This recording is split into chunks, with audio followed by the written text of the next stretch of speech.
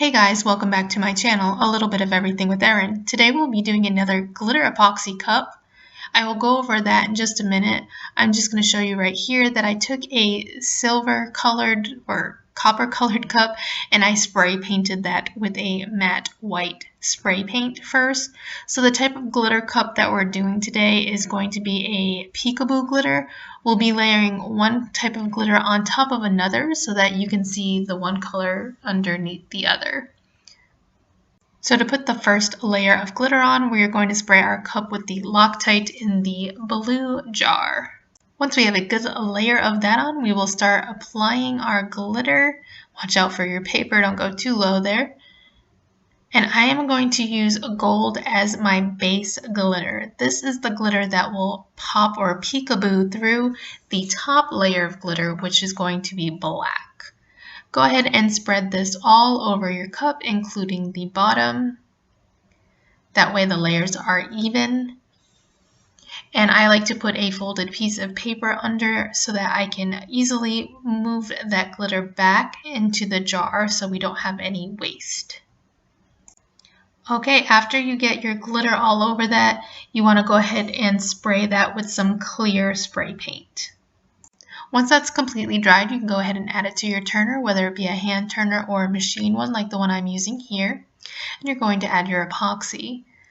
Make sure that you read the directions for your epoxy. There are epoxies that are a 1-to-1 ratio, and there are some that are a 2-to-1 ratio. Mine happens to be a 1-to-1. A lot of people ask me what kind of epoxy I use, and I'll be honest, I buy whatever is the cheapest on eBay because I buy it in bulk. My favorite go-tos are Amazing Clear Cast and Art Resin. You can find links to these down in the description box below under the Amazon store and then under everything epoxy. I do make a small commission on anything bought using those links. Once you have a nice thin layer on there, you can go ahead and take a heat gun and pop any of the air bubbles that may be in the epoxy. You want to avoid air bubbles because that will make the integrity of the cup not 100%. You want to make sure there are no bumps or bruises anywhere in the cup. You want it nice and flat for the next layer.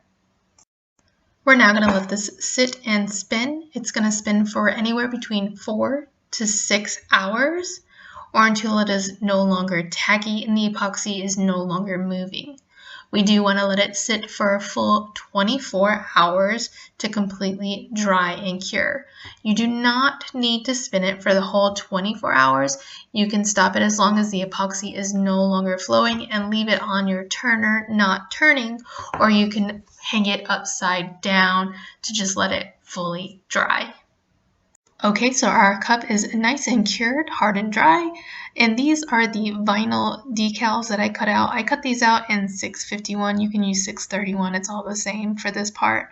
Anywhere that I place vinyl on the cup is where the peekaboo will be. We're going to add black glitter on top of that, and for this time I'm going to use Mod Podge. So I have some in a separate cup here, and I'm just going to put some gloves on my hand because this can get a little messy. So then you'll just take some contact paper or transfer paper, whichever you prefer to use, and you will go ahead and move your decals over to the cup.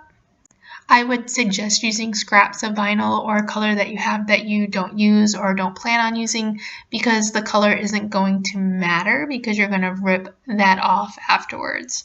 Once you have the decals on, you'll go ahead and start putting your Mod Podge on. I use a gloved finger method instead of using a brush. That's just the way that I prefer to do it, but whatever works best for you, go ahead and do that.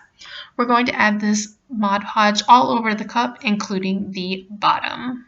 Once we have a good layer of Mod Podge on, we'll go ahead and add our top layer of glitter, and in this case I am using the black.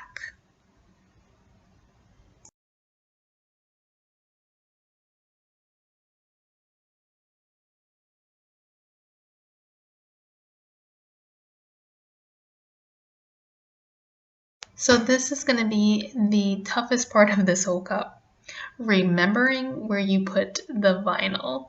So I'm just using this pick to kind of just move the glitter just a hair to see if I see that red vinyl anywhere. And when I do, I'm slowly lifting that up.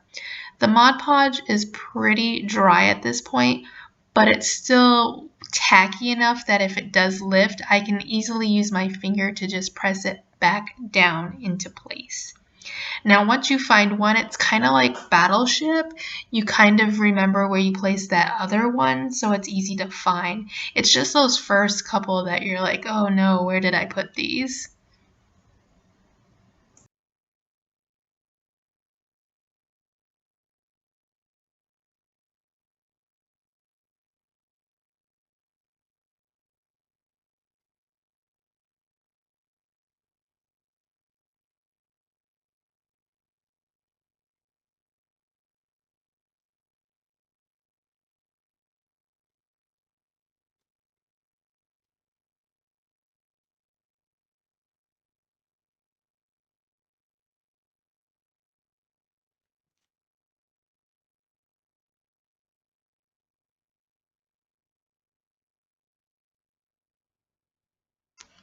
So in a couple of spots in the bee itself, I felt I lost some of the glitter.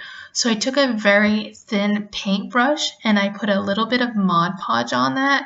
And then I'm just going to add a little bit of that black glitter back into those spots to make sure that the black really pops in those areas. And as you can see, I'm just picking up very little bit of glitter and just sprinkling it on into those little areas right there. And then with a clean brush, I'm just wiping away any glitter that may have fell onto the gold. It won't stick because there's no epoxy there, but just to be on the safe side and make sure when I'm looking at it, it is exactly how I want it, that is gone, and I don't want any of that to kind of linger before we put the epoxy on, because once we put that epoxy on, that glitter that's loose is just going to stay there, or it's going to fall into a different spot. So I'm just kind of brushing that out. And then again, once this is dry, you want to go ahead and do a layer of 2 of a clear spray paint over it.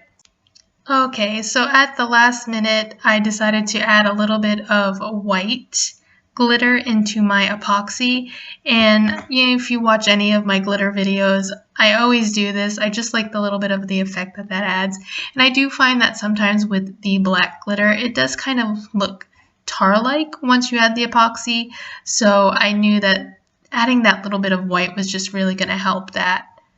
So we're just going to go ahead and layer that all over the cup like we did previously on the gold.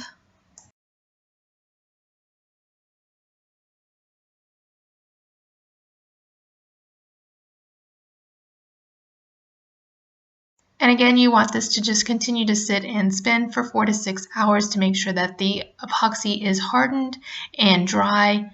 Then you want to let it cure for a full 24 hours. I'll have some pictures of the finished result at the end of this video, but if you have any questions, feel free to leave a comment down below. If you haven't already, make sure you subscribe to my page. Please give this video a big thumbs up. That really does help me out. And if you hit that bell, you'll get notifications anytime I post new videos. Until next time, guys, happy crafting!